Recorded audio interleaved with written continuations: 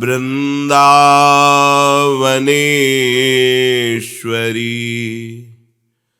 तवैव पदारविन्दम्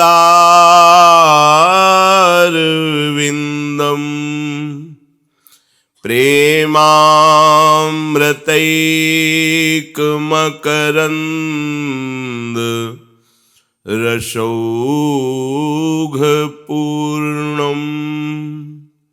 हृद्यर्पितं मधुपते स्मरतापमुग्रम्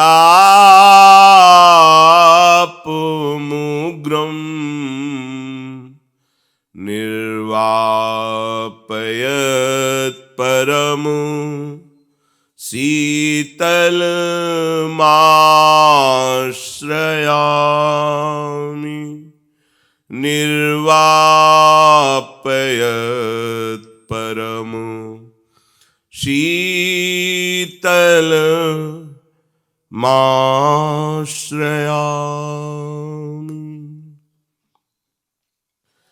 परम सच्चिदानंद घन आनंद समुद्र, प्रेम समुद्र, ज्ञान वैराग्य भक्ति ऐश्वर्य समस्त शक्तियों के स्वामी प्रभु श्री कृष्णचंद्र जी कृपा करके ऐसा अमृतमय उपदेश कर रहे हैं। हम सब ध्यान पूर्वक सुने, मनन करें और आचरण में उतारें।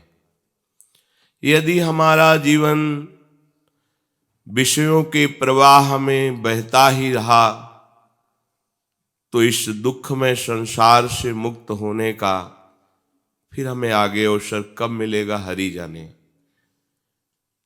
84 लाख योनियां हैं और इनमें केवल एक योनि के द्वारा ही हम मुक्त हो सकते हो, मनुष्य योनि, और वो हमें प्राप्त हो गई है।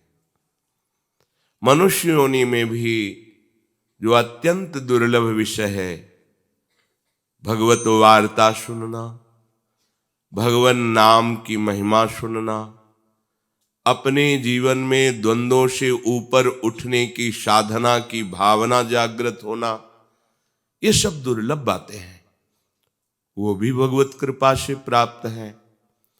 अब अपने को सावधानी पूर्वक प्रमाद ना करते हुए इसी जन्म में भगवत प्राप्ति करनी है।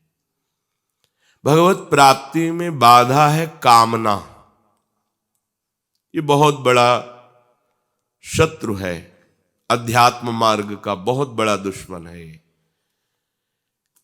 पूरा जीवन निकल जाता है सतमार्ग की चेष्टाएं करते हुए, पर ये कामना ही हमें अनुभव में नहीं आने देती। साधना का जो फल है, प्रभुपद पंकज प्रीति निरंतर, यह सब साधन कर फल सुंदर। समस्त साधनाओं का सुंदर फल है आराध्य देव श्री हरि के चरणों में निरंतर अनुराग भरी वृत्ति से हमारा संपूर्ण अंतःकरण उसी में डूब जाए।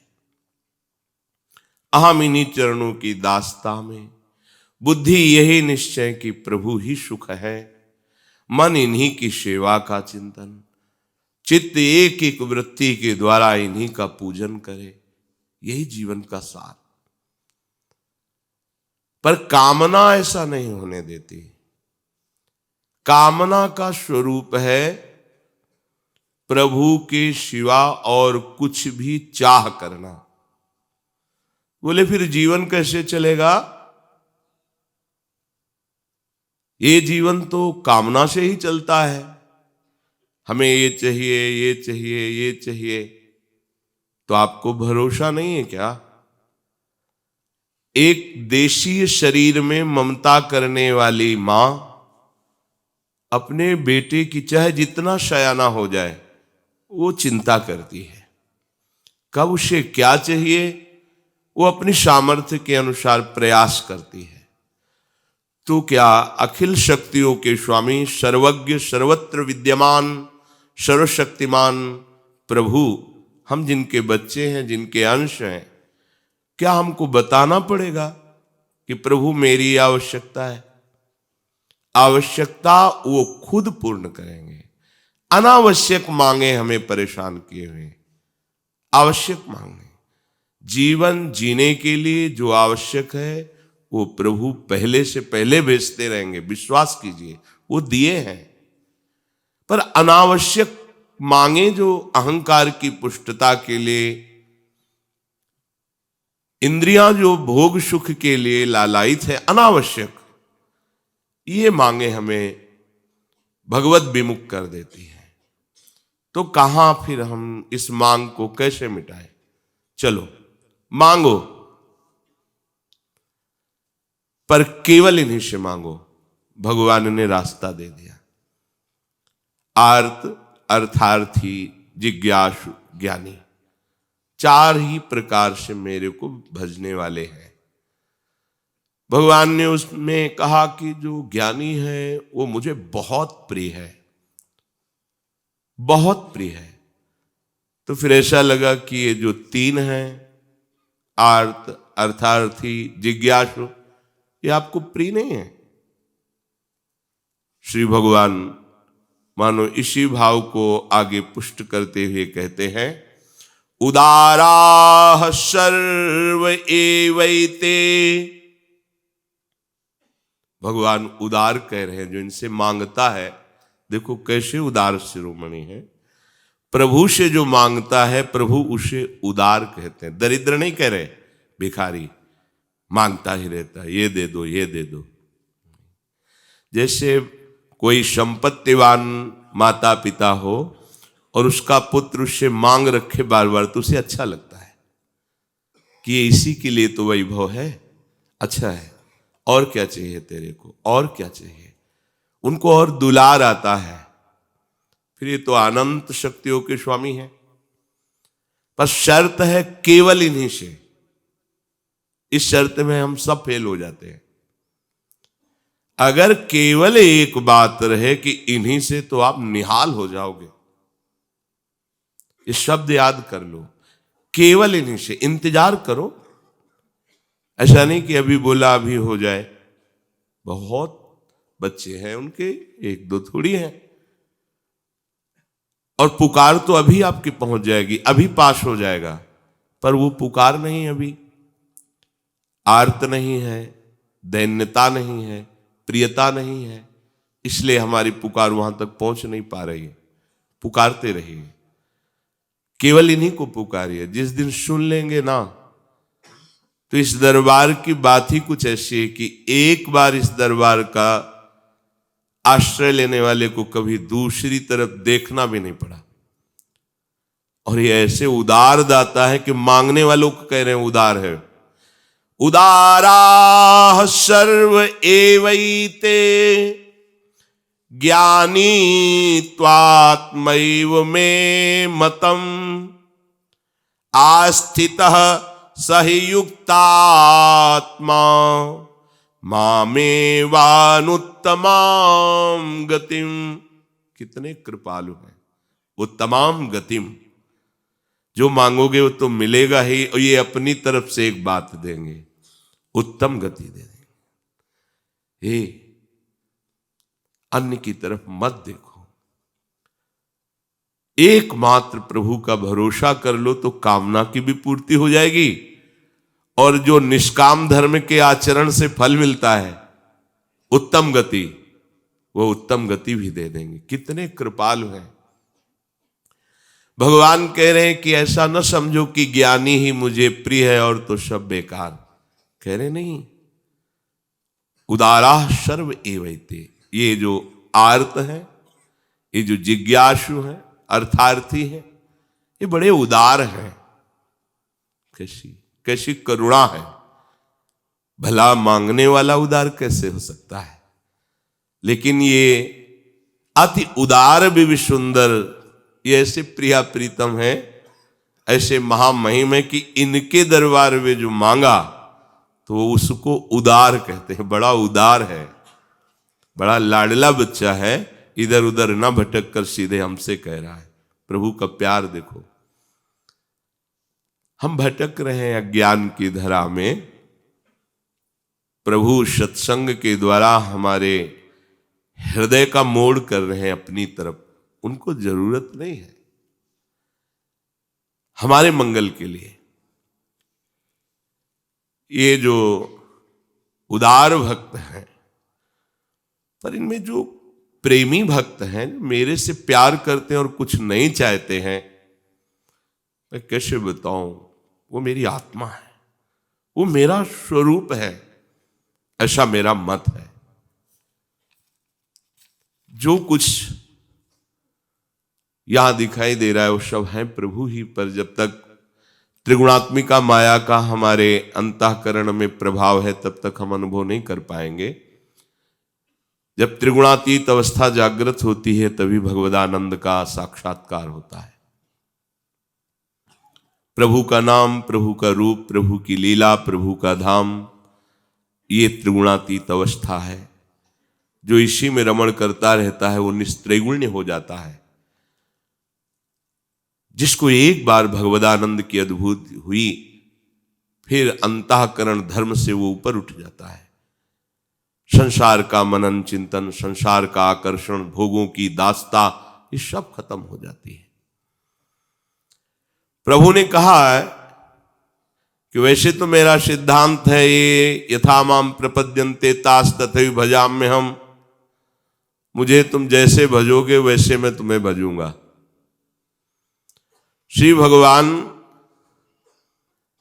ये सिद्धांत कह रहे हैं, पर यहां बड़ा दुलार भरा उन्हीं के वचन की उदारा, ये बड़ा उदार है जो मेरे दरबार में आकर के अपनी कामना की पूर्ति चाहता है। संतों ने तो निषेध किया है, क्योंकि वो इनके रहस्य को जानते हैं। भला सच्चिदानंद प्रभु के सन्मुख होकर के विषय भोग मांगना कितनी निंदनीय बात है। प्रभु को नामा, अरे परम पद जब ध्रुव जी को मिला तो उनको ग्लानि हो गई, कैसे प्रेम रस से भरे हुए श्री अंग वाले प्रभु की दास्ता ना मांगकर मैंने परम पद मांग ली, अब क्या होगा। अब तो प्रभु ने तथास्तु कह दिया, ऐसा ही हो, तुम्हें जो चाह थी वो तुम्हें प्राप्त हो। ये चाह ने मुझे गिरा दिया। परम पद में आरूढ़ होने पर उनको अनुभव हुआ मैं गिर गया, प्रभु की दास्ता से चूक गया। निरंतर प्रभु के समीप रहता, इनके मुख माधुरी का दर्शन करता और इनकी सेवा सुख में निमग्न रहता, इससे बड़ा क्या सुख। ये अब अनुभव हुआ। सोचा कि चूक हो गई। कैसे चूक हो गई, बहुत काल सत्संग नहीं हुआ, इसलिए वो बात चुभ गई कि मुझे ऐसा पद प्राप्त करना है कि सब आश्चर्यचकित हो जाए। तो इसीलिए प्रभु से कहा, प्रभु जो चाह थी वो पूरी कर दी, पर एक बात और मांग रहा हूं, मुझे अपने प्रेमी भक्तों का संग दीजिए, क्योंकि मुझे मांगना ही नहीं आया। अगर प्रेमी भक्तों का बहुत काल तक संग हुआ होता तो हम आपका प्रेम मांगते, आपकी अविरल भक्ति मांगते, आपके श्री अंग की सेवा मांगते। ये जो प्रभु से चाह की जाती है, संतों ने इसे पसंद नहीं किया, जो प्रेमी जन, पर भगवान उसका भी स्वागत करे। आओ आओ, तुम आओ तो हमारी तरफ आओ। कितने कृपालु हैं, हम सब इनकी कृपा को नहीं देख पा रहे। प्रभु कहते हैं किसी भी तरह से तुम मेरे से संबंध जोड़ तो लो, तुम्हें बेपरवाह कर दूंगा। किसी भी तरह से, धन की चाह से, संकट निवृत्ति से, किसी भी कामना से, कामाद द्वेषाद भयात स्नेहाद यथा भक्तेश्वरे मनः आवेश्य तदघम हित्वा वह वस्तद गतिम गताः। काम से, द्वेष से, भय से, स्नेह से, किसी भी भाव से यदि प्रभु का अपनापन स्वीकार कर लिया जाए, मेरे स्वामी अब मेरी बात आपसे ही बनेगी। कहते एक नहीं अनेक जन परम पद में आरूढ़ हो गए। जैसे भक्त भक्ति से भगवान को अधीन कर लेता है, वैसा सुख इनको वर्तमान में तो नहीं मिलता। अब भगवान से द्वेष करेगा, और एक है कि स्नेह में भरकर उनको भोग लगा रहा है, नाम कीर्तन कर रहा है, नाच रहा है, उसको जो वर्तमान में सुख मिल रहा है, उसको जो द्वेष से भज रहा है उसको थोड़ी अनुभव में आएगा ये सुख। पर परिणाम सबका एक ही होगा। कितने कृपालु, कितने कृपालु। काम से, किसी भी कामना से, प्रभु है ना, स्वामी है, अखिल कोटि ब्रह्मांडों के अधीश्वर है, सर्वलोक महेश्वर है, किसी भी कामना से वही परम पद देंगे। वो वस्तु तो देंगे ही, परम पद दे देंगे। यदि इनके सिवा और किसी से, जैसे कोई भी बड़ा से बड़ा देवता है, वो विधि विधान देखेगा आपका, अगर विधि में त्रुटि है तो आपका अनुष्ठान सफल नहीं होगा। सांगोपांग अनुष्ठान होना चाहिए और उसी के अनुसार आपको फल देगा। आप जहर मांगो तो जहर दे देगा, जो मांगो वो आपकी जितना तपस्या है, जितना साधन है, उसमें अगर त्रुटि है तो नहीं मिलेगा। सांगोपांग अनुष्ठान हो, फिर जो चाहोगे दे देगा। पर हमारे प्रभु ऐसा नहीं करते, जो चाहोगे नहीं देंगे। तुम्हारा जिसमें मंगल होगा वही देंगे, अन्यथा नहीं देंगे। और त्रुटि हो जाने पर भी तुम्हारी अनुष्ठान की वृत्ति से फल नहीं देंगे। तुमने प्रभु के लिए प्रयास किया, अपनी कामना पूर्ति के लिए, प्रभु को वो इस बात पे रिज के अनुष्ठान से भी बढ़कर दे देंगे। इस राशि को सब कोई नहीं जानता, इसीलिए जल्दी प्रभु की शरण में नहीं होता। ये ऐसा करुणा में दरबार है, कहीं नहीं सुना, कहीं नहीं देखा। एक श्री हनुमान जी महाराज की सिद्धि कर रहे थे, बताया भी है सत्संग में, भीमसेन उनका नाम था, और थे भी बहुत बलवान। और हनुमान जी की सिद्धि और भक्ति में अंतर है, ध्यान रखना। किसी भी महान महिमाशाली देवी देवता या जो भी भगवत पार्षद है, सहज भाव से इनकी आराधना करो, सफलता ही सफलता मिलेगी। वो आपको आगे बढ़ाते चले जाएंगे। और सिद्धि का तात्पर्य होता है उनको अधीन करना मंत्र के द्वारा। अब उसमें अगर अनुष्ठान में त्रुटि हुई तो तुम्हारी ऐसी तैसी भी हो जाएगी। परम कृपालु श्री हनुमान जी महाभागवत हैं। आप खूब भगवान के चरित्र सुनाइए, उनको नाम जप कीजिए, उनकी सेवा कीजिए। बड़ी से बड़ी त्रुटि हो जाने पर आपका मंगल नहीं होगा, मंगल भवन तक पहुंचा देंगे। पर यदि आप किसी मंत्र के द्वारा, हनुमान जी महाराज के जो मंत्र हैं उनके द्वारा आप उनको सिद्ध करके अपना चमत्कार दिखाना चाहे तो सांगोपांग होना चाहिए, नहीं फिर सब बिगड़ जाएगा। अब बहुत काल तक नियम निष्ठा में रहना कठिन होता है। उस समय बाल्यावस्था थी, तभी सुना था कि एक गांव पास में ही है, वो ब्राह्मण घर में जन्मे थे और मंत्रों का उनको ज्ञान था। अनुष्ठान हनुमान जी का कर रहे थे सिद्धि का। खंबे में बांधे गए, देख रहे, जंजीर से, लोहे की जंजीर से खंबे में बांधे, ऐसे पेशाब करते, ऐसे डालते, ऐसे फेंकते, पागल एकदम। महाशक्ति संपन्न श्री हनुमान जी को मंत्र के द्वारा तुम अधीन करके अपनी कामनाओं की पूर्ति। आप उनकी सेवा करो, सियाराम नाम का कीर्तन सुनाओ, प्रभु के चरित्र सुनाओ। स्वयं अष्ट सिद्धि नौ निधि के दाता है वो कृपा कर देंगे। एक से एक सिद्धि आप में प्रकट, उनको अधीन प्रेम से ही किया जा सकता है। आप शक्ति के द्वारा तो फिर सांगोपांग पास होना पड़ेगा। एक बहुत बड़े महात्मा के गुरु भाई, वो श्री आद्याशक्ति त्रिपुर सुंदरी भगवती की उपासना की, श्री राधा बाबा ने भी की, पर उनकी प्रसन्नता के लिए किया राधा बाबा ने, कोई मांग नहीं की। आपकी कृपा से श्री कृष्ण हमें प्रीतम रूप में प्राप्त हो। गोपी जनों ने भी आद्या शक्ति कात्यायनी की उपासना, बाबा ने भी की, पर वो इस भाव से नहीं कर रहे थे, वो दैवी शक्ति को सिद्ध करने की भावना से कर रहे थे। और बहुत सावधानी, जो बड़े महात्मा थे उन्होंने उनको कहा कि देखो आप आग में कूदने जा रहे हो, मां भाव से करोगे तो दुलार करते हुए सारी कामनाएं पूर्ण करती रहेंगी, और शक्ति को अधीन करने की बात सोचोगे तो आपको कसौटी में कसना पड़ेगा। उनका हम तैयार है। बहुत अल्प दूध लेकर के मंत्र का जाप, उतने ही मंत्रों का हवन, और उस भवन में किसी का प्रवेश नहीं, बड़ी सावधानी से कर रहे थे।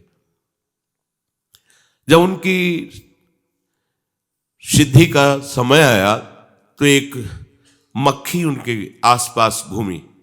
माता जी का एक नाम भ्रामरी है। इतनी भनभनाट पैदा हुई कि दिमाग कहना कंट्रोल के बाहर हो गया, क्योंकि दैवी शक्ति थी। अब बेटा हो तो मां मां पुकारे, लेकिन वो तो अधीन करना चाहते थे शक्ति के, दिमाग का। सामने देखा अत्यंत सुकुमार अवस्था और एक सुंदरी खड़ी है। पूज्य भाव हट गया। जो भी पूज्य भाव हटा से या देवी सर्वभूतेषु बुद्धि रूपेण, गायब बुद्धि, बुद्धि खत्म। जो एक फुटपाथ में ऐसे पागल जैसे घूमता है, स्थिति हो गई, खत्म।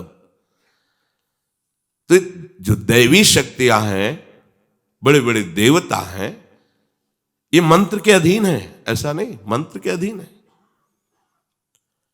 अगर सांगोपांग अनुष्ठान हो गया, जितना मंत्र का अनुष्ठान होता है, तो आपकी कामना पक्की सिद्ध कर देंगे। अगर उनको अधीन करना है कि बोले इनके ऐसा, इनकी अमुक शक्ति अधीन है, अमुक शक्ति अधीन, ये हमने दर्शन भी किए हैं, भ्रमण में बड़े अनुभव हुए हैं। एक जगह गायत्री माता का जो सिद्ध भाव है उनको प्राप्त था, तो ऐसे ही हजारों की लाखों की सभा लगती थी। ऐसे कर देते तो ऐसे खर खर खर कर सोने चांदी के सिक्के गिरते ऐसे। ये सब दैवी शक्तियों के चमत्कार। अगर आप निष्काम भाव से गायत्री जप करेंगे तो श्री कृष्ण प्रेम प्रदान कर देंगी, क्योंकि गायत्री कृष्ण स्वरूपा ही है, भाव अलग अलग है। यहां कह रहे कि जो देवताओं का सकाम भाव से अनुष्ठान करते हैं, अगर अनुष्ठान की पूर्ति ठीक हुई तो आप जो चाहते हैं वो दे देंगे आपको। परिणाम क्या होगा कोई मतलब नहीं, तुम्हारा परिणाम क्या होगा, उनका परिणाम क्या होगा, इसका भी मतलब नहीं। आपके पास है तप रूपी धन, उतना कर लो। अब आप देखो, औरों की तो बात जाने दो, देवादिदेव महादेव, वो असुर शकुनि पुत्र वृकासुर, नारद जी से पूछा ऐसा कोई देवता बताओ जो झटपट सिद्ध हो जाए, प्रसन्न हो जाए, हमें वरदान दे दे। बहुत जल्दी प्रसन्न होने वाले आशुतोष तो भगवान शंकर हैं। सहज भाव में उपासना करो, अत्यंत दुर्लभ प्रेम प्रदान कर देंगे। नरसिंह मेहता जी, पूज्य राधा बाबा, बड़े बड़े महापुरुषों को भगवान शिव ने प्रिया प्रीतम का प्रेम प्रदान किया है। मंत्र के द्वारा जो चाह करोगे वो आशुतोष है, और ढरदानी से लेकर विचार नहीं करते जा। उसने देखा कि प्रभु को प्रसन्न करना बड़ा कठिन है, तो अपने शरीर का मांस काट कर अग्नि में हवन करने लगा, और भगवान शिव के मंत्र का उच्चारण। भगवान शिव प्रकट हुए और कहा, काहे भाई ऐसा कष्टप्रद कार्य कर रहे हो, हम तो एक अंजुलि जल में प्रसन्न हो जाते हैं, क्या चाहिए? बोले महाराज जिसके ऊपर हाथ रख दो वो भस्म हो जाए। अगर हरि से ऐसा मांगते तो डांट कर हरि अंतर ध्यान हो जाते है, जिसके ऊपर हाथ रख दे ऐसा। पर वो तो आशुतोष और डरदाली मगन रहते हैं हरि प्रेम में, दुनिया से मांग जाओ तथास्तु। उसने सोचा परीक्षा पहले गुरु से ही करनी चाहिए, इन्हीं के ऊपर हाथ रख देते भस्म हो जाएंगे तो कैलाश का वैभव हमारा हो गया। वो बुद्धि होती है। भगवान शिव भागे, भगवान शिव अपने ही वरदान से। अब वो भगवान शिव के जब देखा कि अब उसको आसुरी शक्ति से वो भी संपन्न था, भगवान जैसे भागते वैसे ही वो पीछे भागता। वो सोचा बचा सकते हैं तो इस संकट से, भगवान शंकर इस संकट से अगर बचा सकते हैं तो श्री हरि बचा सकते हैं। अंदर से चिंतन किया, हरि संभालो आके, तो बस बीच में ही प्रकट हो गए। प्रणाम बृकासुर जी। हमें कौन प्रणाम को, प्रभावशाली भगवान के वचन, इनके पीछे भग रहे हो? हाँ हाँ, क्यों? इन्होंने वरदान दिया है कि जिस पर हाथ रख दोगे भस्म हो जाएंगे, तो हम इन्हीं को। अरे बोले तुम्हें विश्वास है? दक्ष ने इनको साप दिया था। इनकी अब बात सत्य नहीं होती। सुनो, हम भी तुम्हारे साथी हैं, तुम अपने ऊपर हाथ रख करके देखो ना, अगर झूठ निकले तो अभी दोनों मिल करके, हाँ ठीक, ये नहीं सोचा कि अगर सत्य हुआ तो, वो भगवान की बात में फंस गया, उसने हाथ रखा, राख का ढेर हो गया। महादेव जी ने लौट कर देखा, अब महाराज बचा लिया। ले तो कहाँ कहाँ भागते हो, सब हंसते कि देखो शिव को खेदे हुए। शिव को बोले प्रभु कुछ विचार भी तो कर लिया करो, आप ऐसे ये वरदान दे दिए कि आपको खुद भगाए डोल रहा है? विचार करके वरदान दीजिए, नहीं तो ये आसुर भाव के जन हैं। ये सब साधु जनों को, दैवी संपदावान को, जब आपको ही वरदान दाता को ही भस्म करने की सोच रहा है, प्रभु अगर जिंदा रहता तो क्या न करता। तो उन्होंने कहा प्रभु हम इसलिए अलमस्त रहते कि आप हो ना, आप संभाल लोगे, सब संभाल लोगे। तो जो देवता जन है वो ये नहीं देखते कि इसमें जगत मंगल होगा कि नहीं, आपका अनुष्ठान सही है, आप जो मांगेंगे वो दे देंगे। पर हमारे हरि ऐसा, प्रभु ऐसा नहीं करते। आप और डबल अनुष्ठान कर लो, उसमें आपका मंगल है तो नहीं देंगे, नहीं देंगे, नहीं देंगे। अनुष्ठान में त्रुटि हो गई है, उसका फल नहीं मिलना चाहिए जो देवताओं की आराधना में त्रुटि होने पर नहीं मिलता। हरि के अनुष्ठान में ऐसा नहीं होता, मिलेगा। तुम्हारा मंगल होना है ना, वो ये नहीं देखते कि त्रुटि कर दी, गलती कर, नहीं नहीं, बच्चा है, चल आनंद लो। ये बात कहीं और नहीं मिलेगी। भगवान के दरबार में ये बात है। अगर इसका रहस्य समझ में आ जाता है तो भूल करके भी वो फिर किसी अन्य का आश्रय नहीं लेता। संसार के भोग, रुपए, पैसे, ये प्रत्यक्ष वर्तमान में केवल महत्व बुद्धि होने के कारण है। जैसे हमको 2000 का रुपया दिखाई दे, बहुत आनंद ले, 2000 रुपया, और अगर अभी 1000 के एक बोरा रुपया पड़े हो, 1000 जो पीछे बंद हो गए, एक बोरा पड़े हो, तो रुपया ही तो है, पीछे महत्व था उनका, पर सरकार ने उनको अमान्य कर दिया। तो आप क्या, वो 1000 के जो बोरा भर पड़े हुए हैं, रद्दी कागज से ज्यादा आपकी नजर नहीं होगी। मतलब रुपए का महत्व नहीं आपके अंदर, ध्यान देना।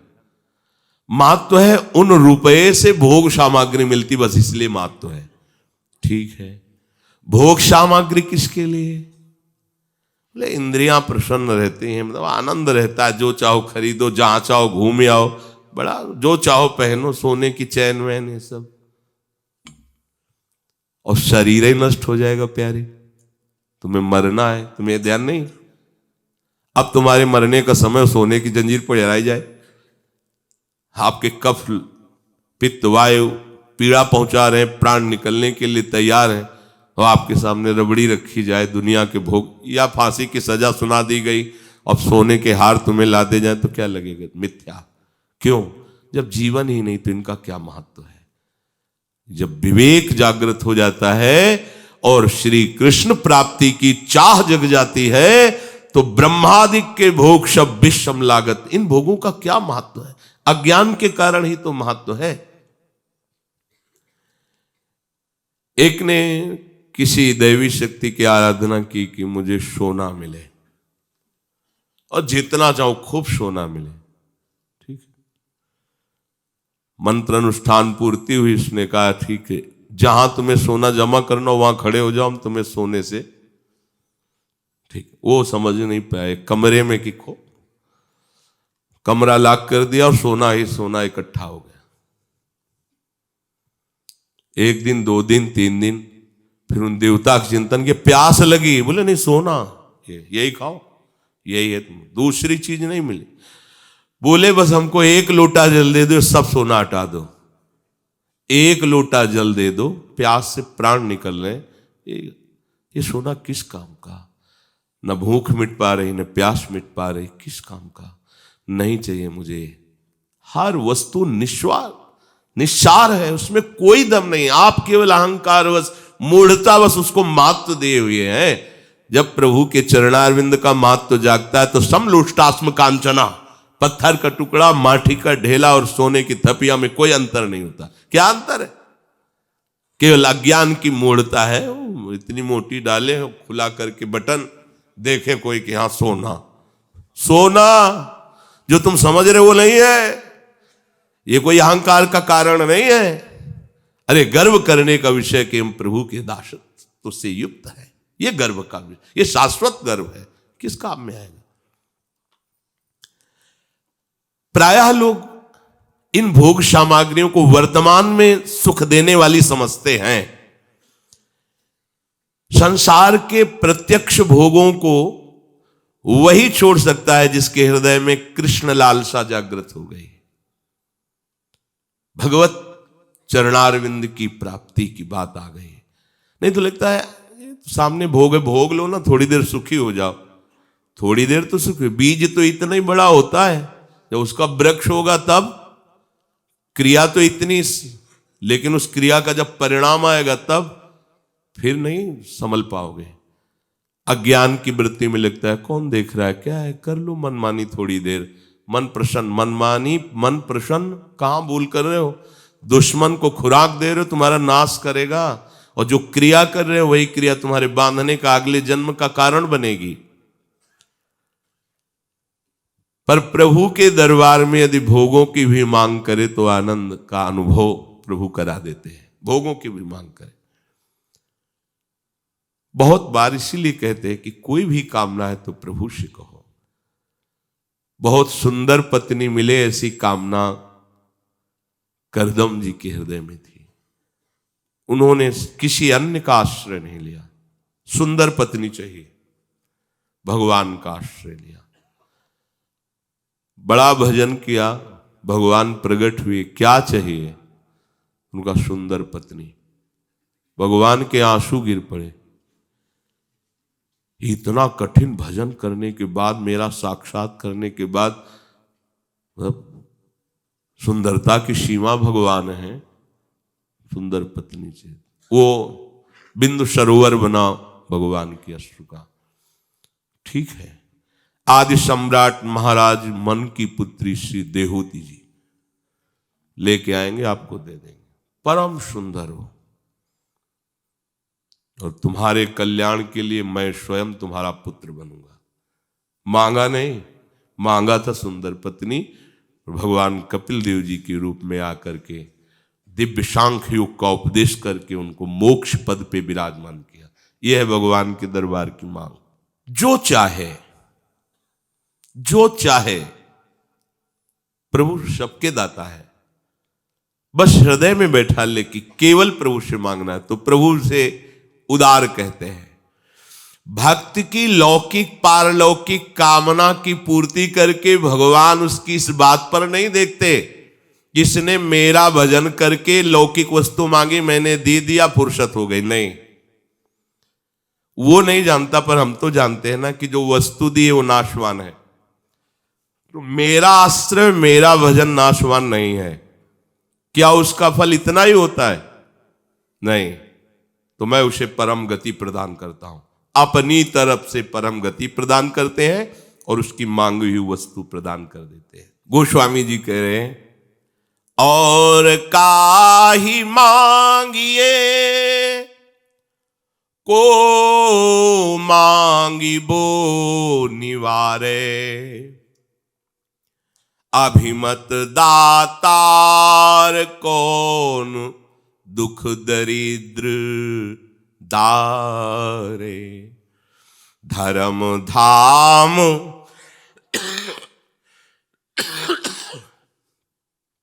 धर्म धाम राम काम कोटि रूप रूरो, साहब सब विधि सुजान, दान खड्ग शूरो, सुषमय दिन द्वय निशान, सबके द्वार बाजे, कुसुमय दशरथ के दानित गरीब निवाजे, सेवा बिनु गुण विहीन, दीनता सुनाए,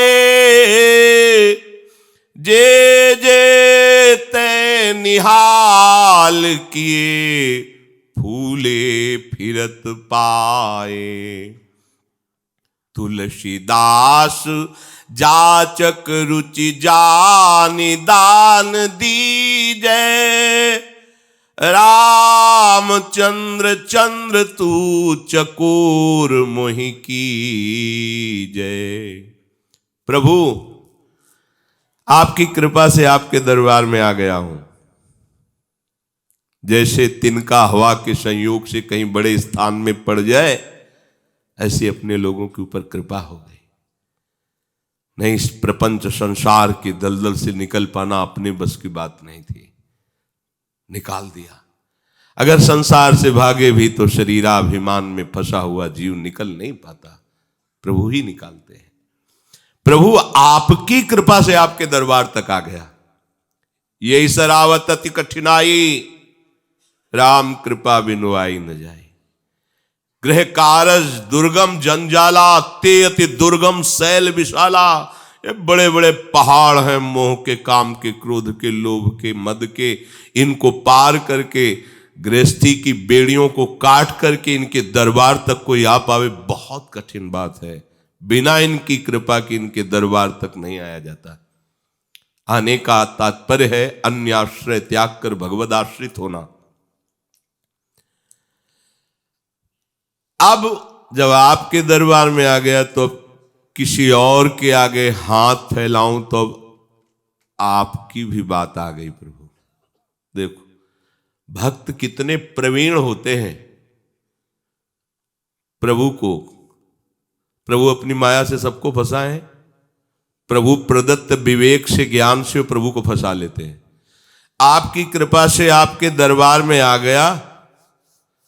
अब आपके दरबार में आने के बाद किसी और की तरफ हाथ फैलाना पड़े तो इसमें आपकी भी है। मतलब समझो आप, हमारे सर्वलोक महेश्वर प्रभु के दरबार में आने के बाद फिर किसी और के आगे हाथ फैलाना पड़े तो बोले उसने दिया क्या है इतना बड़ा था, तुम्हारे अंदर अभी कुछ कमी रह गई, मांगना पड़ा। तो इतने बड़े से मांगने के बाद फिर प्रभु,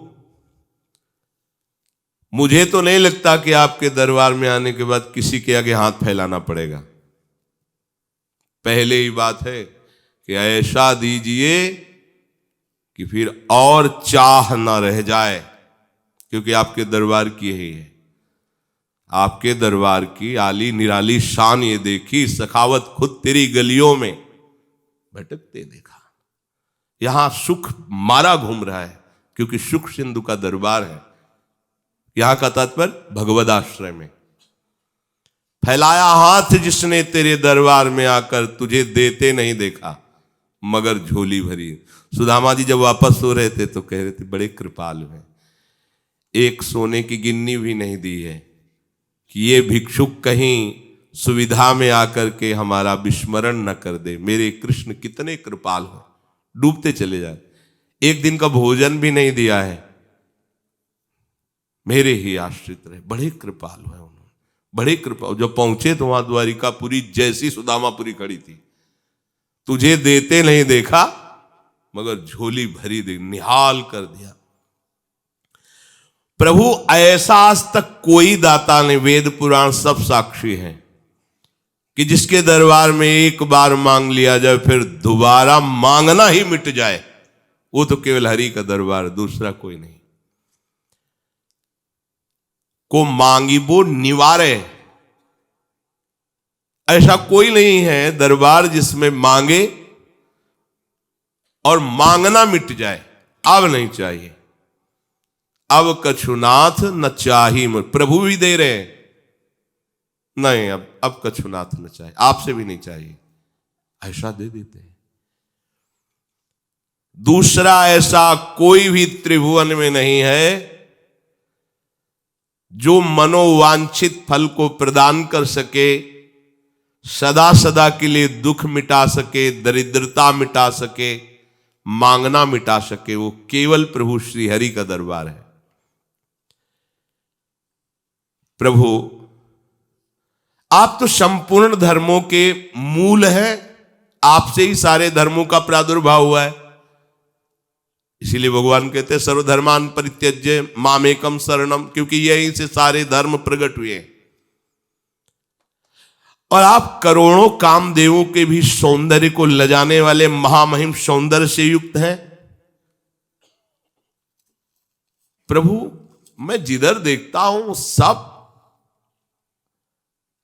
आपकी माया से आकर्षित है। कोई ऐसा नहीं है जो मेरे मन को संतोष प्रदान कर सके। सब प्रकार से मेरे स्वामी समर्थ हो। मेरे मन को अच्छी तरह आप देख रहे हो, जान रहे हो। जैसे कोई शूरवीर तलवार चलाने में बड़ा प्रवीण हो, ऐसे बड़े बड़े विषयी मन के विषय बंधन को काट करके उसे महासुख में निमग्न करने में आप बड़े प्रवीण हो। प्रभु अच्छे समय में तो हजारों लोग मित्र बन जाते हैं। बढ़िया सब चल रहा हो, हाथ मिलाएंगे, आके बैठेंगे, चाय नाश्ता करेंगे, कहेंगे कोई सेवा हो तो बताना, कभी अवसर पड़े। लेकिन जब कुसमय आता है तो मोहल्ला गली छोड़ दी जाती कि अगर जाएंगे तो कहीं कोई बात ना कह दे, मांग ना ले। लेकिन कुसमय में जो निहाल कर दे वो एक ही दरबार है आपका। क्योंकि अपना बच्चा घर कभी भी वापस आवे उसको तो वैसे ही प्यार मिलेगा। ये संसार अपना नहीं है, श्री हरि अपने हैं। जब मुड़ करके देखोगे तो वैसे ही तुम्हें प्यार मिलेगा। तुम्हारे आचरणों से तुम्हारा तिरस्कार नहीं किया जाएगा। ये दरबार ऐसा है, तुम्हारे आचरणों से तुम्हारा निकल बाहर। यहां से आज तक पूरा इतिहास साक्षी है, कहीं भी ऐसा शब्द नहीं आया कि जो भगवान के आश्रय के लिए चला हो, वो चाहे वैश्यागामी, क्रूर, पापी, बड़ा हिंसक, महत अपराधी हो, इस दरबार में उसको गले लगाया गया है। ये हरि का दरबार। इसलिए बड़े बड़े पातकियों को भी महान परमहंसों की स्थिति प्राप्त होती है। यहां यही बात समझ में आ जाए बस। भगवद आश्रित कैसा है ये कभी प्रभु ने नहीं देखा। अपने आश्रित को निहाल कर दिया है। यहां सदा गले लगाया गया है, कोई कैसा भी हो, कैसा भी। महापतित को भी पावन किया गया है। पर इस दरबार में आ वही सकता है जिसको इनके दरबारियों का संग मिल गया है। इनके दरबारी कौन है? भगवत प्रेमी महात्मा। एक बार एक गांव से संत मंडली, पहले संत मंडली चला करती थी जगत मंगल के लिए।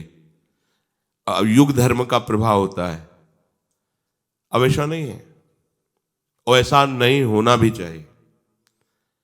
क्योंकि जब सुनने को मिलता है कि अमुक जगह संतों को ऐसे पीटा गया, ऐसे मारा गया, बस केवल संभावना कर ली, बच्चा चोर या आदि आदि, हृदय में कसकता है।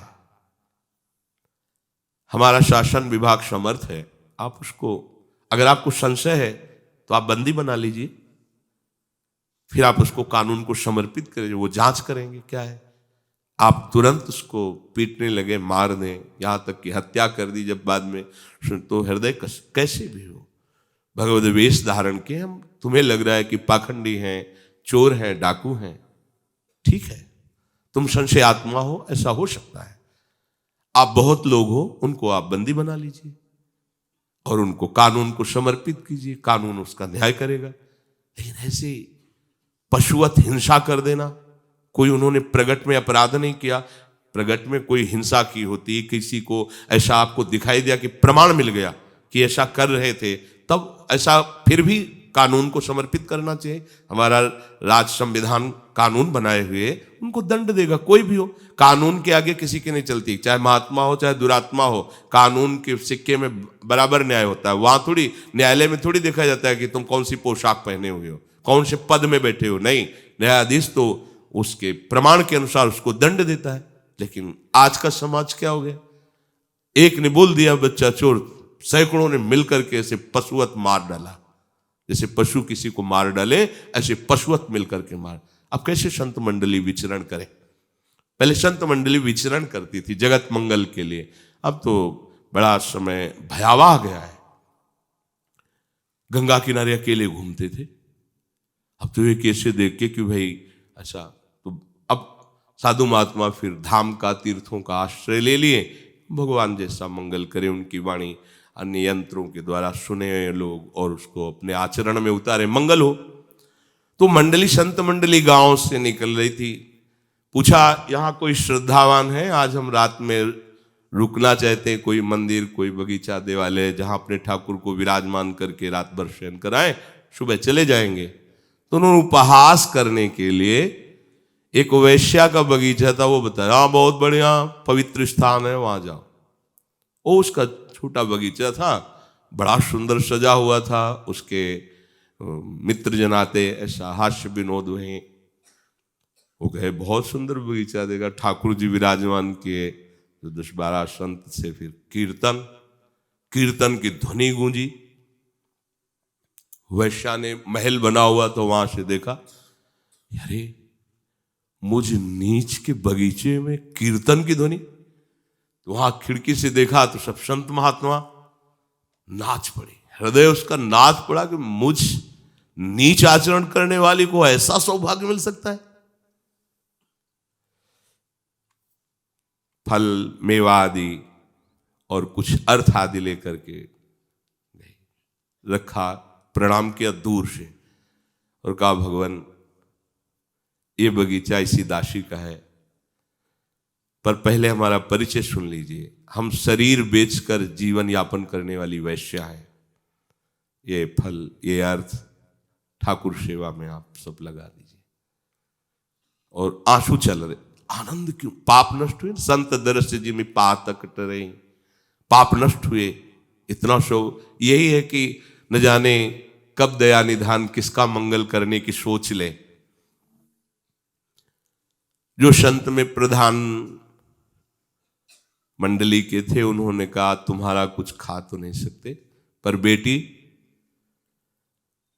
तुम्हारा परम मंगल का अवसर आ गया, क्योंकि हमारे ठाकुर तुम्हारे बगीचे में विराजमान हो गए और तुम भाव से ठाकुर जी के सामने लाए हो।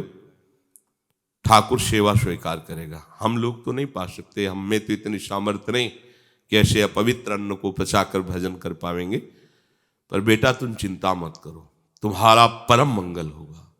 कोई बेटा या बेटी बोले उसे, संसार के देह को सुख मानने वाले लोग कैसा कैसा बर्ताव, आज उसे कोई बेटा बोला, कोई बेटी, वो चिल्ला के रो पड़े।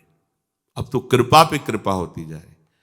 बोले ये भी धन उठाओ और जो तुम्हारे पास धन है उसको बेचो और ठाकुर जी के लिए एक मुकुट बनाओ हीरो से जटित, और रंगनाथ जी को पहनाओ ठाकुर जी को। तो उनका प्रभु वो स्वीकार करेंगे। हाँ, हम प्रार्थना करेंगे, ये देखो हम प्रार्थना करेंगे प्रभु से भी और निज सेवकों से भी। ठाकुर जी के साक्षात भाल पर तुम्हारी ये सब संपत्ति लग जाएगी, निहाल हो जाओगी। और आज से बेटा अब ऐसा आचरण मत करना का शपथ लेती हूं। आज बंद देह व्यापार, बड़ी उमगन, सब बेच करके साथ।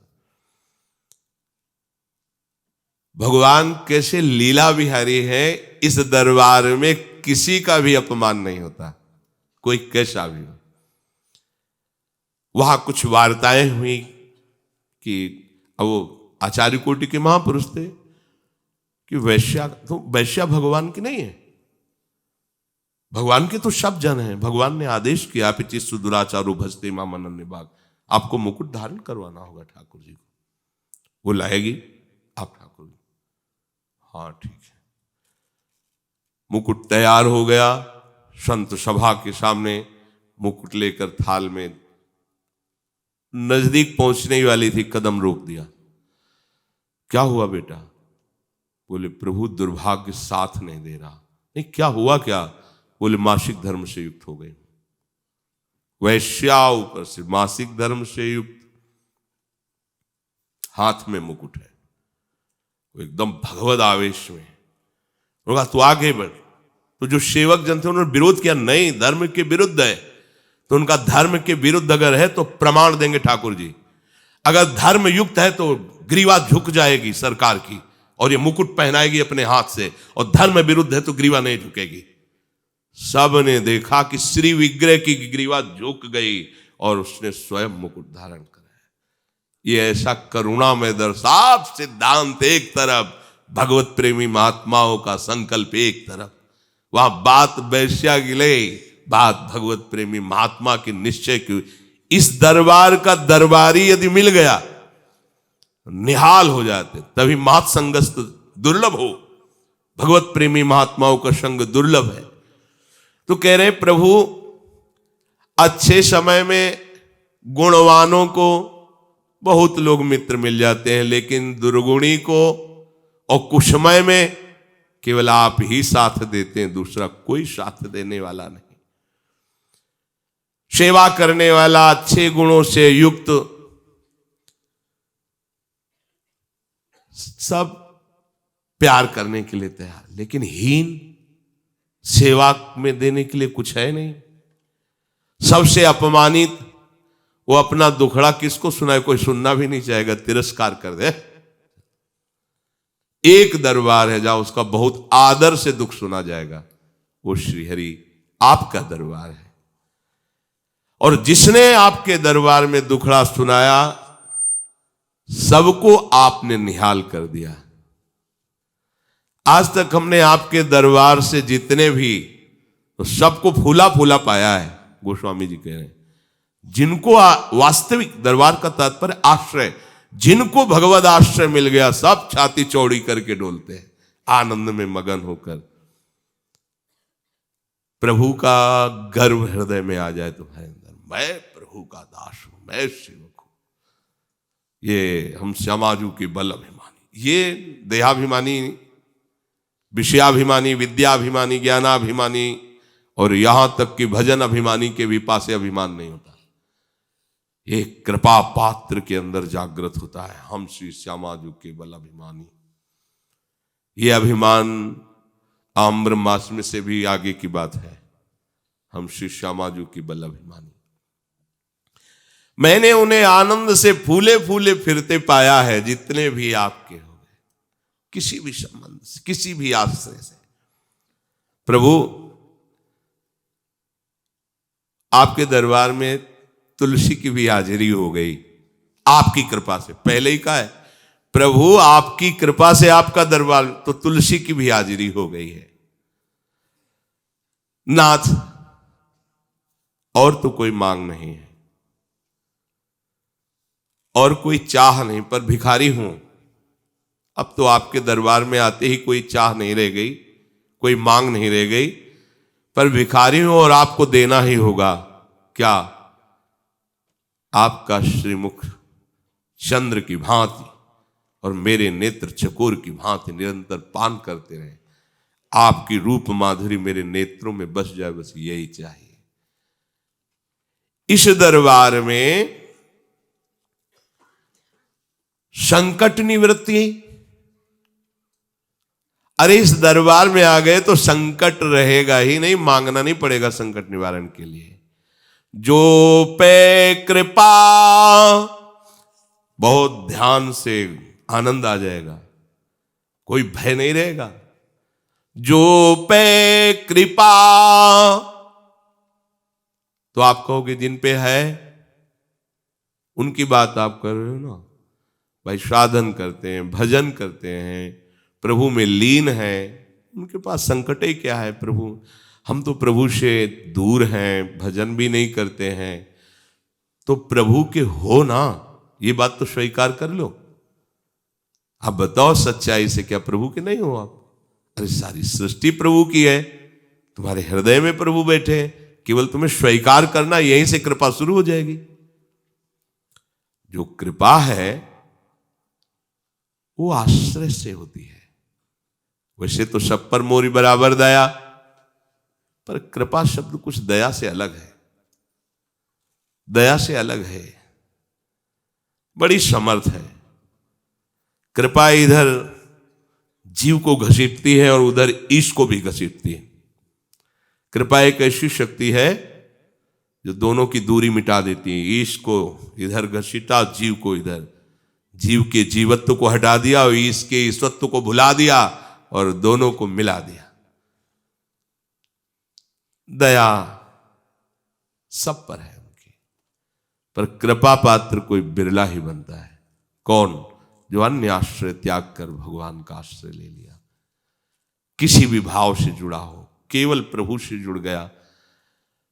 जो पे कृपा रघुपति कृपालु की, बैर और के कहा सरे, होई न बाको बार भगत को, जो को कोटि उपाय करे। कह रहे कि यदि आपने प्रभु के ये दरबार का आश्रय ले लिया है, कृपालु की कृपा के सहारे हो गए हो, बैर और की कहा करे। कोई भी त्रिभुवन का दैवी शक्ति संपन्न भी हो, बाल बांका भी नहीं कर सकता उसका, विश्वास कर लो। यदि हमने अंदर से भगवद आश्रय नहीं लिया, केवल बाहर भेष बनाए, तो बात अलग है, बात ध्यान देनी होगी। फिर वहां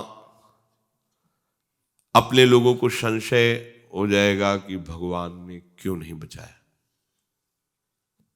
ये बात छाती की है, ये बात बाहरी किसी लक्षणों से नहीं पहचाना जा सकता। जो कृपा पात्र हृदय का विषय, जिसने भगवान का आश्रय ले लिया अंदर से, यदि भगवान का आश्रय ले लिया है और अंत समय में ऐसा कुछ होता है, तो अनंत जन्मों का कोई विधान है जिसका भगवान निवारण करके सीधे अपने पास बुला रहे हैं। नहीं तो निश्चित समझ लो त्रिभुवन में ऐसा कोई नहीं कि बाल बांका भी कर सके, एक बार भी उखाड़ सके, पक्का समझ लो। जो पे कृपा रघुपति कृपालु की, बैर और के कहा सरे, होई न बाको बार भगत को, जो को कोटि उपाय करे। करोड़ों उपाय कर ले, बाल बांका भी नहीं हो सकता, करोड़ों उपाय कर ले। और बात बड़ी महिमा की, तकै नीचु जो मीचु साधु की, सो पामरते ही मीचु मरे। वेद विदित प्रहलाद कथा सुनी, को न भगति पथ पाऊं धरे। कयादू जी ने बहुत सुंदर श्रृंगार किया। 5 वर्ष के बालक हैं, कूदते हुए हिरण्यकश्यप के सामने आए, साष्टांग प्रणाम किया, क्योंकि देवर्षि नारद जी के आश्रम में जन्म हुआ। देवर्षि नारद जी की गर्भ से ही इनको शिक्षा प्राप्त हुई, महाभागवत है। साष्टांग प्रणाम, उतर पड़ा सिंहासन से, प्रहलाद जी को उठाया, छाती से लगाया, मस्तक चूमा, बड़ा सुख मिल रहा प्रहलाद जी को। बेटा तुम्हें क्या पसंद है? जैसे छोटा बच्चा तो प्यार है, तुमको क्या टॉफी, तुम्हें क्या पसंद, खिलौना कोई, चॉकलेट, तुम क्या चाहोगे? वो पूछ, तुम्हें क्या, त्रिभुवन पति तपस्या का धनी अद्वितीय तपस्वी, अद्वितीय तपस्वी हिरण्यकश्यप। ब्रह्मा जी को भी दिव्य दृष्टि से ढूंढना पड़ा, है कहां हिरण्यकश्यप? वहां घास जमी हुई थी, उसके ऊपर कुशा जमा हुआ था, दीमक की बामी लग गई थी, मंत्र में तन्मय। तभी तो किसी देवी शक्ति की भी सामर्थ्य नहीं थी कि उसको परास्त कर सके। ऐसे दुलार कर, क्या चाहिए बेटा, तुम्हें क्या पसंद है? कहा मुझे 9 बातें बहुत पसंद है। श्री हरि के प्रति ये जो नवधा भक्ति है, श्रवणम कीर्तनम स्मरणम विष्णुपाद सेवनम अर्चनम वंदनम दास्यम शक आत्मनिवेद, जैसे सांप एकदम कूद पड़ा हो ऐसे एकदम क्या बोल पटक दिया नीचे, क्योंकि हरि से द्वेष करते थे, पटक दिया नीचे। अब किसने शिक्षा दी इस बालक को? थर थर कांप रहे कयादू जी। संडामर्क जी आए, कुछ समय के लिए हमें अवसर दीजिए, हम शिक्षा प्रदान करेंगे, बालक है बुद्धि। संडामर्क जी लेकिन 5 वर्ष के बालक को काम शास्त्र की शिक्षा दे रहे हैं, और भी राजनीतियों की, कूटनीतियों की। इतने चतुर शिरोमणि हैं कि जो वो बोलते हैं उसका उत्तर तत्काल दे देते हैं। माने पढ़ाई में बहुत रति है ऐसा अधिकार है, और जहां हटे ध्यानस्थ है, नाम कीर्तन परायण है, भगवत रूप में डूबे हुए हैं। काफी समय बाद फिर बुलाया, अब उतना प्यार नहीं किया। हाँ बेटा, तुम्हें क्या पसंद है, क्या पढ़ा गुरुजी से, सुनाओ। तो ही भगवान की महामहिम बात।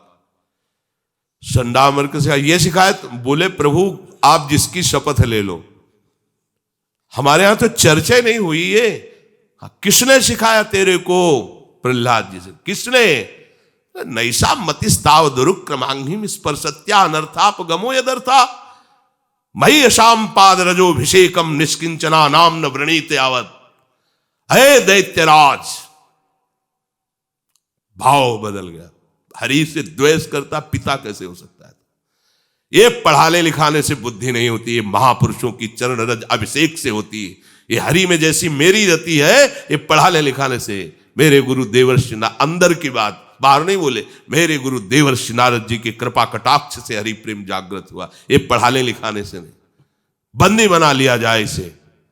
5 वर्ष के बालक को आदेश किया, हमारे सामने इसे नुकीले शस्त्रों से छेदा जाए, मार डाला जाए।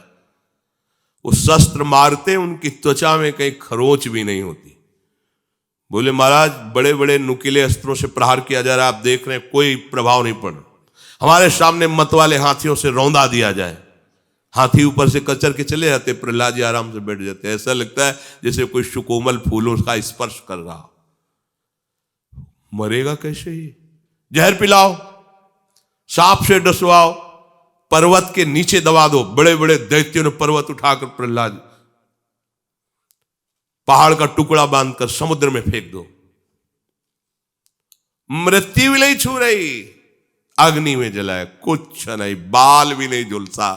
कह रहे वेद विदित प्रहलाद कथा सुनी को न भगति पथ पांव धरे। बोले वो तो प्रहलाद जी थे। सत्य मानो, प्रभु की दृष्टि में आप और प्रहलाद जी में इतना अंतर नहीं। ये तो दूसरे लोग अंतर कर सकते हैं कि वो पढ़ा लिखा बच्चा है और वो मूर्ख है, लेकिन उस मां से पूछो, उसकी छाती में बराबर प्यार है, हर बच्चे के लिए प्यार है। ऐसे ही मेरे पिता है प्रभु, मेरे परमेश्वर हैं प्रभु, मेरी मां है प्रभु। तुम्हें माता च पिता तुम्हें, तुम्हें बंधुश्च सखा तुम्हें, तुम्हें विद्या द्रविणं तुम्हें सर्वम मम देव देव। प्रभु हमको वैसे ही प्यार करते जैसे प्रहलाद जी को, पर हम वैसा प्रभु पर भरोसा नहीं रखते जैसा प्रहलाद जी रखते। अंतर हमारी तरफ से, प्रभु की तरफ से नहीं। गज उधारि हरि थाप्यो विभीषण, ध्रुव विचल कबहु न टरे। अम्बरीश की साप सुनत करे, अजौ महामुनि ग्लानि करें। कह रहे कि देखो गजेंद्र महान बलशाली है। ये बल जानते उसको कहां से हो? हरि भजन से। अगस्त जी महाराज भ्रमण करते हुए जा रहे थे तो देखा ये भजन में लगे हुए थे, आंख मूंदे बैठे, न खड़े हुए, न प्रणाम किया, न ऐसा। अगस्त जी नजदीक गए और कहा राजन ये उचित नहीं है, ना तुम्हें किसी ऋषि ने आदेश किया है, तुम राजधर्म का त्याग करके ऐसे, ना तुमने गुरु स्वीकार किया है, और यहां आने पर तुम ऋषियों का स्वागत भी नहीं कर रहे हो, हाथी जैसे बैठे हो, ठीक नहीं है। बिना किसी गुरु परंपरा के उपदेश पाए, किसी महर्षि के द्वारा बिना आदेश दिए गए आप राजपथ का त्याग कर, ऐसे और किसी भी ऋषि का कोई भी स्वागत नहीं। तुम्हें दंड मिलना चाहिए, जाओ गजराज योनि को प्राप्त हो। भले ही मन युक्त होकर भजन कर रहे थे, गुरु नहीं किया था, किसी महात्मा का आदेश नहीं लिया, पर हरि का भजन कभी व्यर्थ नहीं जाता। ये खास बात भगवान के भजन में है। वही आकर के गजराज के रूप में प्रकट हुए। समय आया जब ग्राह ने उनको, ये ग्राह सबको पकड़ता है, काल रूपी ग्राह जन्म से ही पकड़ लेता है, जन्म से ही माया पकड़ लेती। भूमि परतवा ढावर पानी, तिम जीवई माया लपटानी। पूरे जीवन भर प्रयास करता रहता है अपनी वासनाओं की पूर्ति के लिए, दुख निवृत्ति के लिए, लेकिन कभी नहीं निकल पाता। पर उसको हरि का परिचय नहीं, इसलिए पुकार नहीं पाता, और फिर काल उस पर प्रहार करके अगले जन्म की व्यवस्था कर देता है। दुख ही ग्राह है और ये डुबो ही देगा दुख समुद्र में। गजराज ने अपने पूरे पूरे बल का प्रयोग किया, फिर हाथिनियों का सहयोग, हाथियों का सहयोग, सब चले गए। अकेला वो जलचर जीव बलशाली और होता गया। जब देखा कि मरने का समय आ गया, आप तो इसी झटके में सूंड भी डूब जाएगी, तब पूर्व का भजन, ये भजन की खास बात, एक बार विराम कृष्ण हरि का है तुम्हें डूबने नहीं देगा। इसलिए कह रहे एक बार राधा बोला है तुम्हारी दुर्गति रुक गई। पूज्य श्री राधा, एक बार राधा कृष्ण बोला मंगल की नींव पड़ गई, मंगल की नींव पड़ गई। तो इतनी कीमती जिसकी महिमा है नाम की, फिर हम छोड़ेंगे क्यों? हम तो रात दिन जपेंगे एक बार के, फिर विषय चिंतन थोड़ी करेंगे, फिर तो इसी का चिंतन करें। हरि ऐसा जीव ही हरि। तो ये देखा आप बाहर और उसका उद्धार कर दिया। गज उधारी हरि थप्यो विभीषण, कोई साथी नहीं विभीषण का, लात मारा सभा में, बड़ा उपदेशक बनता है। जब लंकाधिपति जैसा लात मार दे तो उसको शरण कौन दे सकता है? ये भी बात है आंतरिक। लंकापति विरोध कर रहा है तो कोई देवता भी आश्रय नहीं दे सकता विभीषण को अब, क्योंकि महाबलवान है वो। लंका में भी कौन उनसे हालचाल पूछ सकता है? विभीषण के पक्ष में अब कोई नहीं खड़ा हो सकता, क्योंकि लंकाधिपति विरोध में खड़ा हो गया। क्या हुआ? मिटिया मेट कर दिया। विभीषण जी को उसी सिंहासन पर भगवान ने विराजमान किया और अपनी अविरल भक्ति दी। निरंतर भगवत प्रेम में डूबे हुए अब भी विभीषण जी शासन कर रहे हैं, भागवतिक चिंतन से मस्त होते हैं। ध्रुव अविचल कबहु न टरे, अविचल पदवी पर ध्रुव विराजमान है। अम्बरीश जी को कृत्या प्रगट की दुर्वासा जी ने, बड़ा भय दुर्वासा जी को हुआ। आज भी जो याद करते हैं तो छाती जलती है, मैंने अम्बरीश जी के साथ ऐसा क्यों किया। अम्बरीश जी की उदारता देख करके उनको आंसू आ गए। मैंने तो इतना प्रतिकूल व्यवहार किया। तो अम्बरीश जी जानो क्या बोले थे? हाथ में जल लिया और कहा आज तक जितना भजन पुण्य और भगवत सेवन हुआ है उस सब का फल दुर्वासा जी को प्रदान करते हैं। जो कृत्या प्रकट की थी अम्बरीश जी को मारने के लिए, सारा भजन पूरे जीवन का दुर्वासा जी को अर्पित कर दिया। आंसू आ गए दुर्वासा जी के। वो हो हरिदास में इतनी सामर्थ्य होती है। मैंने अपनी तपस्या का प्रयोग इनको नष्ट करने के लिए किया और इन्होंने अपने भजन का पूरा फल मेरे को दान कर दिया। ये बहुत बड़ी बात होती है। अभी भजन देने की बात आवे, जो आप 100-200 माला 10 माला जो भी कर रहे हो, तो आपको भजन कैसे दे सकते? पूरे जीवन का भजन दे दिया। सुदर्शन जी शांत हो गए, अंतर्धान हो गए। दुर्वासा जी चरणों में गिरे कि मैं नहीं समझ पाया हरि चरणारविंद के आश्रय वालों की ऐसी भी महिमा हो। पूरे जीवन का भजन दे दिया तो उसका भी तो फल होता है। ये आंतरिक बात है। भजन करके जगत मंगल हो तो इसका भी तो फल होता है। जगत का ईश्वर उसके अधीन हो जाता है। जो पूरा आश्रित नहीं वो डरेगा कि भजन हम करें मंगल इनका हो, लेकिन जो भगवद आश्रित होता है वो जानता है कि स्वामी को कैसे प्रसन्नता प्राप्त होगी। बोले चराचर जगत में सबके सुख की भावना करो तो बहुत जल्दी भगवान प्रसन्न हो जाएंगे। ये आंतरिक बात है। तो महापुरुषों का हृदय सबका मंगल। जैसे अपने बेटे बच्चों से प्यार होता है, ऐसे संतों को संपूर्ण विश्व से प्यार होता है।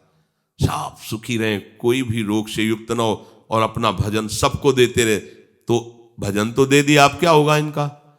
अब हरि इनके अधीन हो जाएंगे, क्योंकि अपने भजन का फल वो अपना नहीं, सबका मंगल चाहते हो। सब में बैठे हरि हैं तो हरि उनको अपनी गोद में बैठा लेते हैं। पर ये वही समर्पित कर सकता है जो हरि समर्पित है, नहीं तो इतनी ताकत किसी में नहीं कि अपने भजन को दूसरों को दे दे।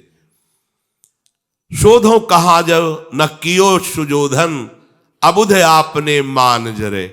क्या क्या नहीं किया दुर्योधन ने, ऐसी विपत्ति से तो कोई निकाल ही नहीं सकता था। अभी प्रारंभ की ही बात थी, हस्तिनापुर में प्रवेश हुआ जब पांडवों का, महाराज पांडु पधार चुके थे, भीष्म आदि ने स्वागत किया। ऐसे सुंदर थे क्योंकि देवताओं के दैवी अंश से प्रकट हुए, तो ऐसे धर्मात्मा थे। एक एक शब्द, एक एक चाल, एक एक आचरण धर्मयुक्त। पूरी प्रजा लट्टू हो गई कुछ ही दिनों में पांचों पांडवों से। ये देख करके धृतराष्ट्र के भी हृदय में जलन हुई और दुर्योधन भी जल गया कि जिसकी प्रजा वही राजा बनेगा। और राज मुकुट तो पांडु के ही माथे पर विराजमान था। उनके पधारने पर धृतराष्ट्र जी के भाल पर हुआ तो मुख्य अधिकारी तो युधिष्ठिर ही, और प्रजा भी प्यार कर रही थी। अब अंदर ही अंदर इनकी प्लानिंग हुई कि माता सहित ये पांचों भस्म हो जाए तो अकंटक राज्य हो जाएगा।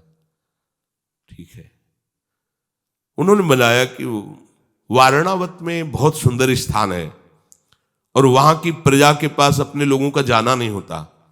धृतराष्ट्र जी ने, बेटा यदि कुछ समय वहां रहो तो यहां देखते हैं पूरी हस्तिनापुर की प्रजा तुमसे, अगर वहां की भी प्रजा प्रेम करने लगेगी तो उनको भी बड़ा सुख मिलेगा और आपका एक छत्र राज्य हो जाएगा। राज्य तो नहीं, पर आपकी जैसी आज्ञा हो। आपकी बड़े धर्मात्मा थे, उनको राजी किया। हाँ, हम तिथि बताएंगे तुमको कब जाना है। तैयार हो गए। उधर उन्होंने पूरा प्लान बनाया कि एक महल बनाओ इनके लिए विशिष्ट, और वो सब प्रज्वलित अग्नि करने वाला होना चाहिए। जरा सी आग छूते ही पूरा पेट्रोलियम से युक्त होना चाहिए। बड़े ही अग्निदाहक पदार्थ उसमें, गूगल, ये वो सब पदार्थों को, मोटी मोटी दीवालें, ऊपर से दीवाल दिखाई, अंदर सब अग्नि को भड़काने वाली वस्तुओं से, ऐसे कोई जान न पावे, दूसरा कोई कर्मचारी वहां प्रवेश न करे। बाहर से ऐसे राजा ही थे, पूरी सुरक्षा कर दी, सब सामग्री भिजवा दी, पूरा महल तैयार किया जा रहा है। विदुर जी ने विचार किया कि इतनी चतुराई से वहां महल का निर्माण, कुछ तो गड़बड़ है। उन्होंने अपने जो गुप्तचर थे उनसे कहा, हमें संशय हो रहा है कि जो पांडवों के लिए महल निर्माण हो रहा है उसमें कुछ न कुछ तो गड़बड़ है। सूचना है कि आपका विचार पक्का है, वहां पांडवों को नष्ट करने के लिए महल बनाया जा रहा है। इतनी दाहिका शक्ति को प्रज्वलित करने वाले पदार्थ लगाए गए कि कोई बुझा भी नहीं सकता। एक साथ पूरा बम की तरह फट जाएगा, पूरे सब महल में आग लग जाएगी, कोई नहीं बच पाएगा। ठीक है, विदुर जी ने एक ऐसे चूंकि महामंत्री भी थे, उन्होंने विश्वसनीय आदमी को अपने फिट किया और भेज दिया उन कर्मचारियों के साथ। कहा, जब वो वहां का प्रधान कार्य कराने वाला, जानते थे वो जब विश्राम को जाता है तो अमुक जगह अमुक खंभे के नीचे से तुम वो सुरंग बनाना, और वो सुरंग नदी के किनारे निकले जाके गंगा से, और वहां से यहां तक बन जानी चाहिए सुरंग। बाहर से, अंदर से तुम उसको दरवाजा देना, और बिल्कुल ऊपर से खंभा ही लगे, नीचे से सुरंग हो, भीम की एक गदा में वो ढह जाएगा और सुरंग खुल जाएगी, वो निकल जाएंगे। ऐसा बिल्कुल फिट हुआ। युधिष्ठिर जी जब वारणावत के लिए तैयार हुए चलने के, सबसे मिले, विदुर जी वहां नहीं मिले, एकदम एकांत। युधिष्ठिर जी को बुलाया और कहा, वहां ऐसा दाहिका शक्ति से संपन्न वहां मकान बना, महल बनाया गया है, एक जगह आग छुएगी तो बम की तरह पूरा फट जाएगा, पूरा महल आग से युक्त हो। क्या बोले, ये मारने का ही उपाय करेंगे, अगर तुम नहीं जाते तो भी दूसरा करेंगे, और इस समय मुझे पता है कि आप बच सकते हो। हमने सुरंग की व्यवस्था कर दी, इतने खंभे की गिनती करना, उस खंभे में जो वो अमुक जगह खंभा मिलेगा, पूरा उनको नक्शे में बताया, इसके नीचे से सुरंग है, भीम इसको गदा के द्वार तोड़ देंगे, सुरंग का द्वार खुल जाएगा, तुम निकल जाना। ऐसा विधान हो गया। अब वो जो ये अंदर गए, बड़ा उत्सव मनाया गया, वारणावत के लोग कि हमारे राजा के राजकुमार आए, पांडु महाराज के पुत्र आए, बड़ा, तो उस दिन बड़ा उत्सव नगर का रखा गया। तो 5 पुत्रों सहित एक, देखो भगवान का विधान, एक जंगली भीलनी भी आई हुई थी, उसके 5 जवान पुत्र थे। भोजन मिलेगा ऐसा ऐसा, वही संयोग वशात वो वहीं रुकी, खूब अच्छा भोजन पाया और वहीं लेट गई। भीमसेन को पूरा बता दिया गया था ऐसा। अवसर पाते ही भीमसेन ने व्यवस्था ऐसी फिट कर ली कि अब जाना है, यहां से निकल के जाना है। वो सोच ही रहे थे, इतने महल में आग लगा दी गई। तो आग की दूर लपटों से वो इतने नींद में थे कि 5 पुत्र और भीलनी अंदर की तरफ भागी, महल की तरफ बचने के लिए। वो महल सब दायिका शक्ति से वो आके उसी में भस्म हो गई, और सुरंग से वो निकल गए, और ढहकर सब सुरंग का द्वार बंद हुए और गंगा के किनारे की तरफ बढ़ गए। जब वहां जांच की गई तो एक स्त्री और 5 वो मरे। बड़ा संतोष हुआ कौरवों को कि हमारे दुश्मन, जिनको हम भाव से दुश्मन मान रहे, वो तो मर गए। कैसे भगवान ने बचाया। एक बार बालवत सब वृक्षों में चढ़ने वाला खेल खेल रहे थे, तो जब भीम का नंबर आया कि छूने की, तो कौरव चढ़े हुए थे, नीचे से पकड़ा हिला दिया तो सब आम की तरह नीचे गिर पड़े। विचार किया हुआ उन्होंने कि अगर ये जिंदा रहा तो कौन इससे जीत पाएगा, तो बोले पहले इसी को मारो। कई जगह भीमसेन खाने पीने को बहुत स्वाद रखते थे, तो खीर का निर्माण किया गया अलग से, उनको पांडवों को बैठाला गया कि इनको तो कभी भी 4 को, ये बहुत बलवान है भीम, इसको दो। भीम से कहा तुम्हारे लिए एक विशेष खीर बनी हुई है, और बड़ा प्यार दुलार करके बैठा लो, पूरी कढ़ाई की खीर खा गए। अरे ब्रकोदर, आग जलती रही, कितना भी खा जाए। जब कोई भिक्षा मांग करके लाते थे ना, तो आधे में ये होते थे कुंती जी और ये सब अर्जुन, अकेले भीम को आधा दिया जाता, तब वो कहते थे और नहीं मिलेगा क्या। बोले कभी ऐसा अवसर आया तो उनका पेट ही नहीं, ब्रकोदर, और उसमें हलाहल जहर था, तुरंत शरीर नीला हो गया, फेंक दिए गए गंगा जी में, और ये किसी को पता नहीं चला। जे भी फेंके गए तो ये सब भागवतिक शक्ति से संपन्न पवन पुत्र हैं, कोई साधारण थोड़ी है। एक नाग उनको ले गया नागलोक में, वहां वो परिचित थे, देखा अरे तो भीमदेव है, बाल अवस्था के थे। हाँ मैं समझ में आ गया है, कौरवों ने ऐसा उपाय किया है। तो जैसे सांप काट खाए तो कृत्रिम जहर के द्वारा उसे शांत किया जाता है, ऐसे कृत्रिम जहर को शांत करने के लिए उनके पास जहर है, खत्म जहर शांत। बोले सुनो, हमें पता है तुम्हें मारने का उपाय किया, हम तुम्हें आज इतना बलशाली बना देते हैं कि कौरवों में क्या, पृथ्वी में कोई तुम्हारी जोड़ का योद्धा नहीं रहेगा। ये 10-10 हजार हाथियों के बल से संपन्न ये अमृत से युक्त पदार्थ है, तुम जितनी कड़ाह पी पाओ, 60,000 हाथियों का बल आ जाए, ऐसे ऐसे उनको 6 कड़ाह पी गए। बोले आराम से सो जाओ, सो गए सब। बोले अब कोई भारत में ऐसा नहीं कि तुम्हें इस अवस्था में परास्त कर सके। 60,000 हाथियों का विशाल बल उनके। फिर गंगा जी के ऊपर, तभी तो देख के जलत कि मरेंगे कैसे। भगवान के भक्त को मारने वाले इस बात से परेशान हो जाते कि मरेगा कैसे।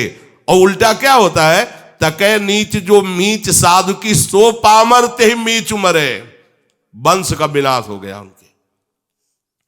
प्रभु प्रसाद सौभाग्य विजय जस, पांडवनई बरियाई बरे। हस्तिनापुर के सिंहासन पर भगवान के भक्त ये पांडव जन ही राजा हुए। बीच में भले उनको कितने कष्ट मिले। जोई जोई कूप खने गो, पर कहा 66 फिरते ही कूप परे। यदि भक्त के लिए कुआं खोदोगे तो वंश सहित उसी कुआं में गिरोगे जाके के। भक्त का तुम अगर दुख का विधान सोचोगे तो हरि तुम्हें ऐसा दुख देगे कि सपने वो सुख न संत द्रोही कहो, सुरतर सो विष फरन फरे। यदि कल्प वृक्ष के नीचे भी उसका वास हो जाए, जो भक्तों का नाश चाहता है, भक्तों को दुख देना चाहता है, तो कल्पतरु विष के फल ही उसको देगा, कभी शांति प्रदान नहीं कर सकता, क्योंकि भगवान का दास है। सपने वो सुख न संत द्रोही को, स्वप्न में भी वो शांति को प्राप्त नहीं कर सकता। है काके द्वय शीस, ईश के जो हठ जन की सीव चरे। कौन पैदा हुआ दो खोपड़ी वाला ऐसा, दो शीश वाला, जो भगवान के भक्त की सीमा को भी छू सके।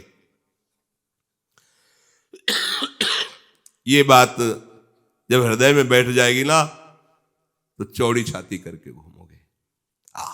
मस्त भगवत दासत्व से।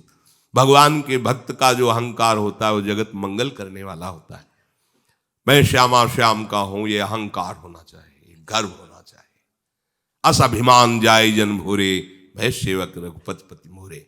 ये गर्व होना चाहिए। इस गर्व में जान, कोई कामना तुम्हें परास्त नहीं कर पाएगी, तुम्हारे अंदर कोई दरिद्रता नहीं रहेगी, तुम्हारे अंदर ये घिघियाना बंद हो जाएगा। देखो तो आप इस गर्व को धारण करके, कौन है दो शीश वाला ऐसा इस ब्रह्मांड में, जो भगवान के भक्त की सीमा को भी छू सके। विश्वास करो।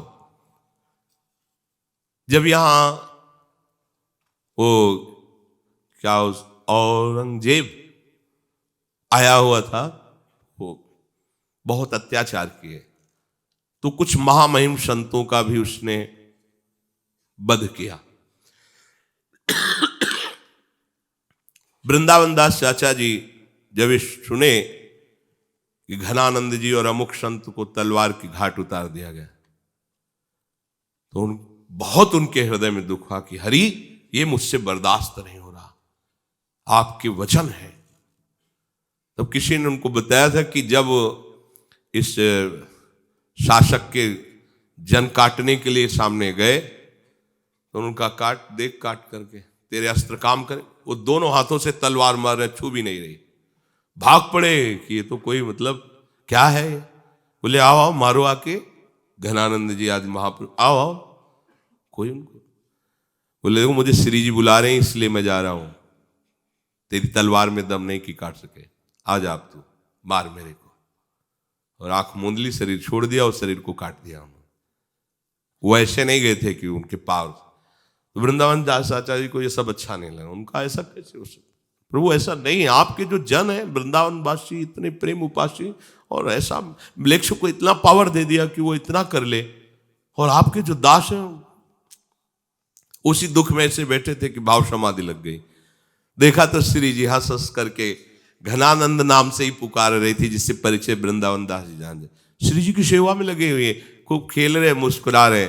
श्री जी वृंदावन दास चाचा की तरफ देखकर मानो इशारे से करे, ये मेरी इच्छा ही थी, इनको बुलाना था, निमित्त केवल वो बना हुआ है। ऐसा कौन पैदा हो गया जो भगवान के भक्त को कष्ट दे सके। किसी नागरीदास, एक नवलदास जी के विषय में आता है रसिकानंद नेमाल में, कि उनको बांध करके ले गया, मलेच्छाधिकारी था, और जंजीरों से वहां बांध दिया। फिर जब खोल करके उनको दंड देने के लिए गए, देखा जंजीरें पड़ी हो वृंदावन।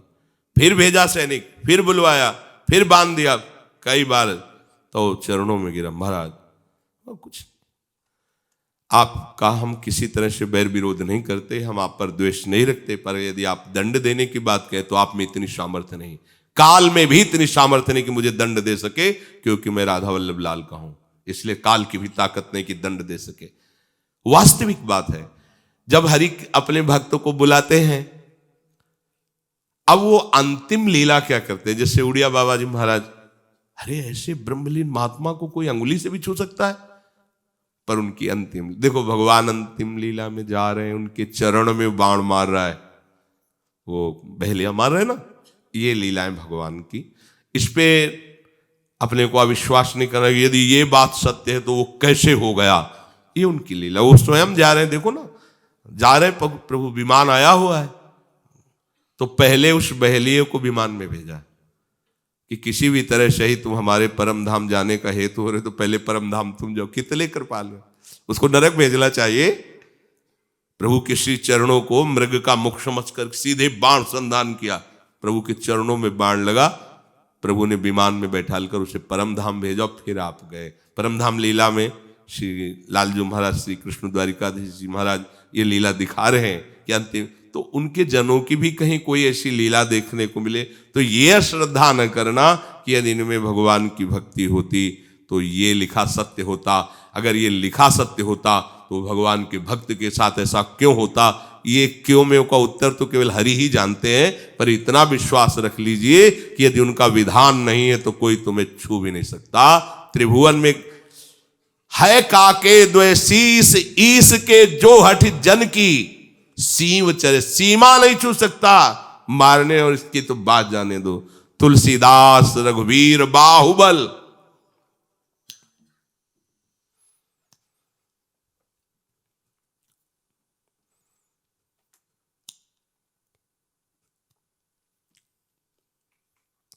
तुलसीदास रघुवीर बाहुबल सदा अभय काहू न डरे, अभेद भुज दंड मूल।